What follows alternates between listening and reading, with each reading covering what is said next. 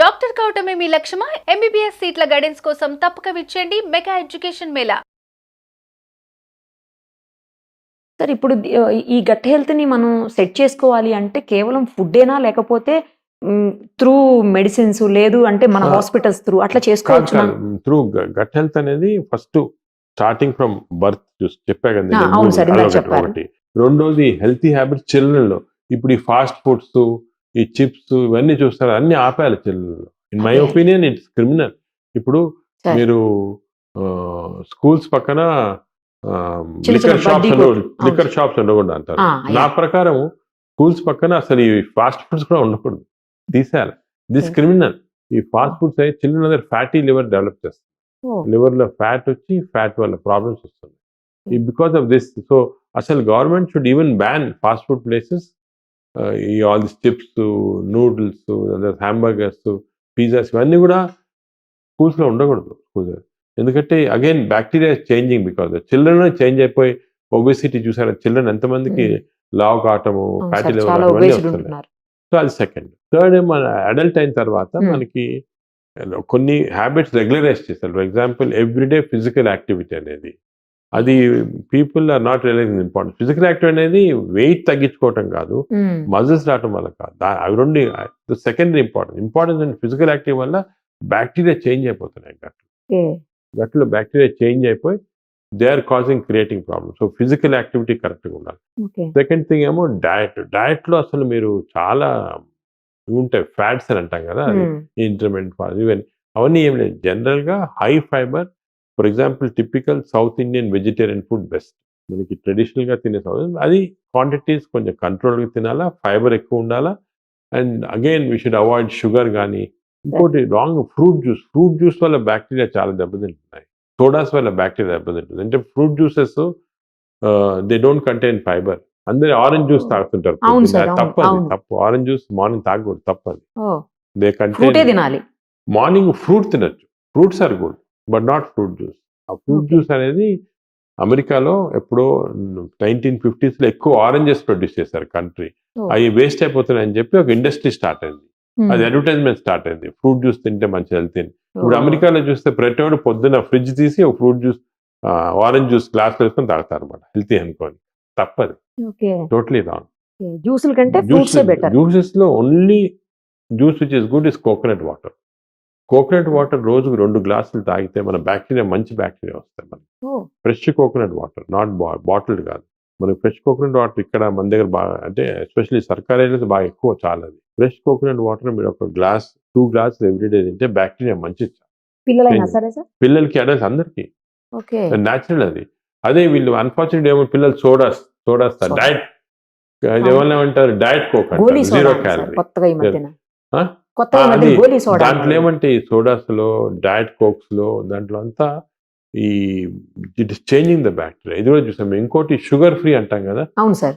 అసలు అగైన్ దీనిపైన మేము రీసెర్చ్ చేసాం. షుగర్ వాడితే ఏమవుతుందంటే, ఈ డయాబెటీస్ షుగర్ వాడకూడదు, షుగర్ ఫ్రీ అనేది. అసలు షుగర్ ఫ్రీగా ఉన్న సబ్స్టెన్స్ అన్ని కూడా బ్యాక్టీరియా చేంజ్ చేసి ఎక్కువ క్యాలరీస్ ప్రొడ్యూస్ చేస్తుంది. సో షుగర్ కన్నా అది వర్స్ట్.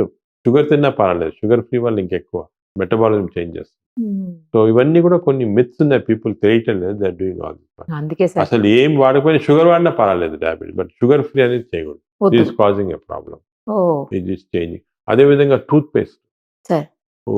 పేస్ట్ లో టైటానియం అని ఉంటుంది. ఇప్పుడు ఎవరు చూసుకోవాలి, అది టూత్ పేస్ట్ లో టైటానియం ఆక్సైడ్ ఉందంటే, టైటానియం ఆక్సైడ్ ఉన్నవి ఎస్పెషల్లీ చిల్డ్రన్ చేస్తారు, బ్రష్ చేసి మింగుతారు టూత్ పేస్ట్. మింగినప్పుడు ఈ టైటానియం ఆక్సైడ్ ఉంటే బ్యాక్టీరియా చేంజ్ అయిపోయి బ్యాడ్ బ్యాక్టీరియా వస్తుంది. సో దానికి టూత్ పేస్ట్ మీరు కొన్నప్పుడు చూసుకోండి టైటానియం ఆక్సైడ్ ఉందా లేదా. అది ఉంటే ఆ టూత్ పేస్ట్ యూజ్ చేయకూడదు.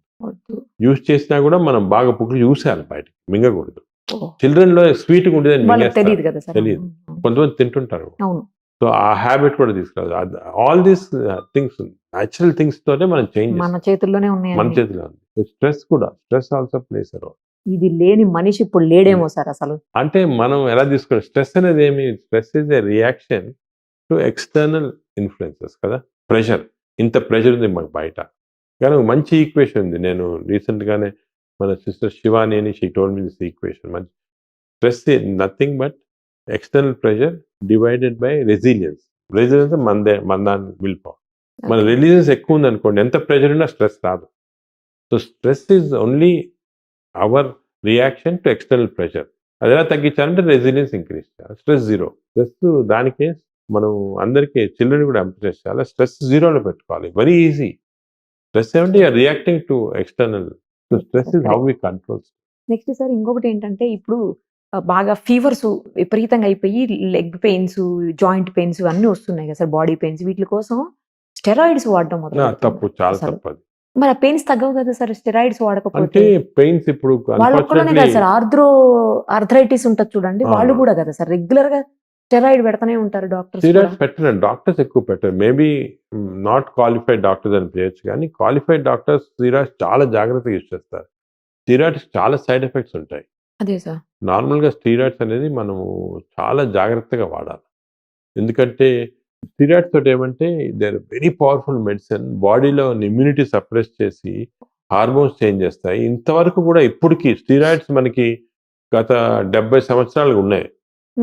అండ్ 70 సంవత్సరాలు కూడా ఎవరికి స్టెరాయిడ్ ఎగ్జాక్ట్గా ఎలా యాక్ట్ చేస్తుంది ఇంకా తెలియదు. మెడిసిన్లో అంత పవర్ఫుల్ డ్రగ్స్ యాక్ట్ చేస్తున్నాయి, అన్ని దానికి ఇచ్చేస్తారు. కరోనాలో కూడా చూసారు అందరు స్టెరాయిడ్స్, అన్ని side effects corona because steroid. మా హాస్పిటల్ అసలు స్టెరాయిడ్సే వాడలేదు కరోనాలో, అందరు రికవర్ అయ్యారు. ఎందుకంటే అమెరికాలో ఇస్తున్నారు, ఇంగ్లాండ్లో ఇస్తున్నారు, ఇక్కడ ఇచ్చేస్తారు. మనం తప్పది.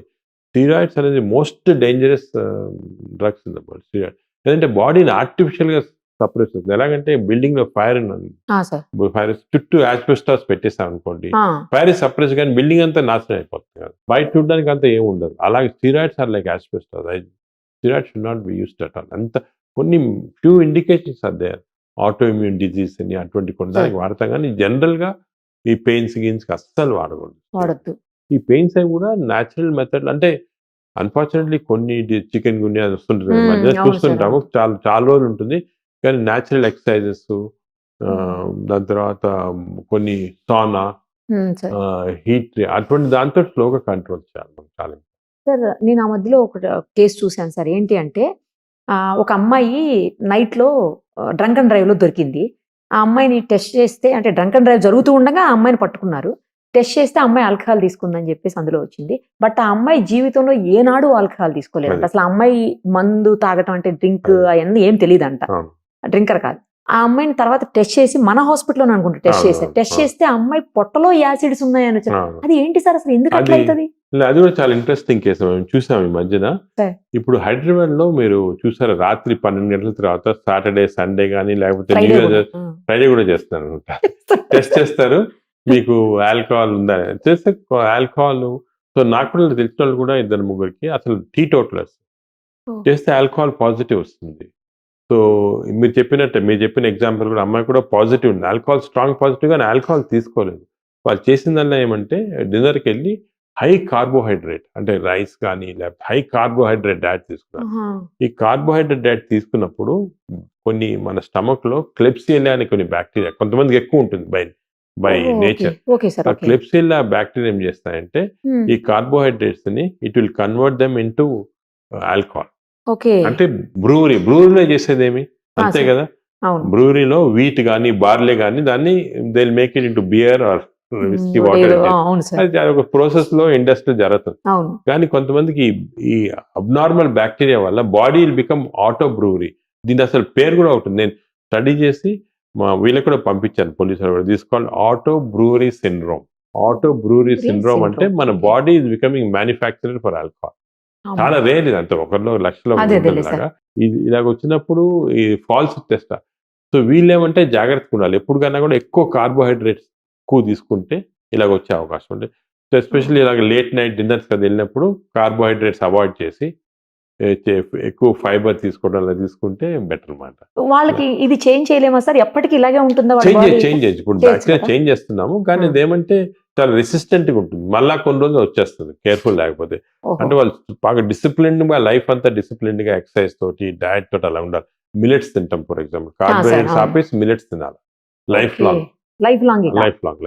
అలా చేస్తా ఉంటే అసలు ఇది ఎందుకు ఇంపార్టెంట్ వచ్చిందంటే, ఇంకోటి మనకి ఇది ఇప్పుడు ఈ మధ్యన ఏం తెలుస్తుందంటే చాలా మందికి ఫర్ ఎగ్జాంపుల్ ఆల్కహాల్ తీసుకోరు కానీ లివర్ జబ్బు, ఫ్యాటీ లివర్ అంటారు. అదే లివర్ వాళ్ళకి ఏం జబ్బు ఉండదు.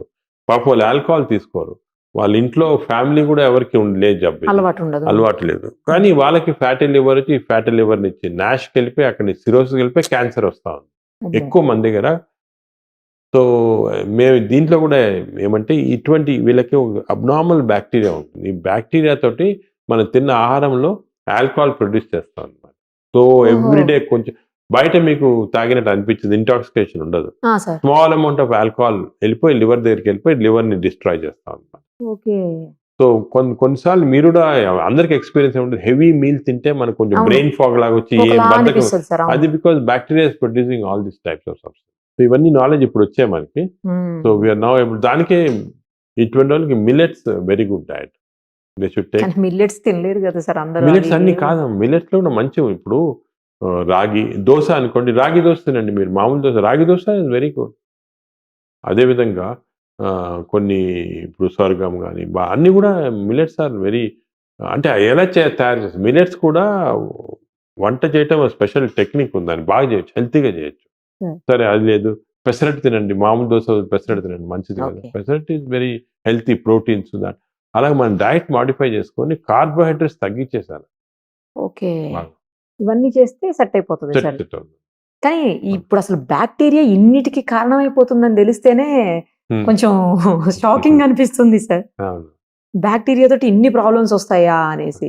దానికే మేము మామూలుగా ఇప్పుడు మా చెకప్స్ లో కూడా బ్యాక్టీరియా, ఈ గట్ బ్యాక్టీరియా అనేది జనరల్ చెకప్ లో పెట్టాం. పెట్టేశారా సార్? మాస్టర్ చెకప్ వచ్చారనుకోండి, sir we're doing gut bacteria as part of checkup.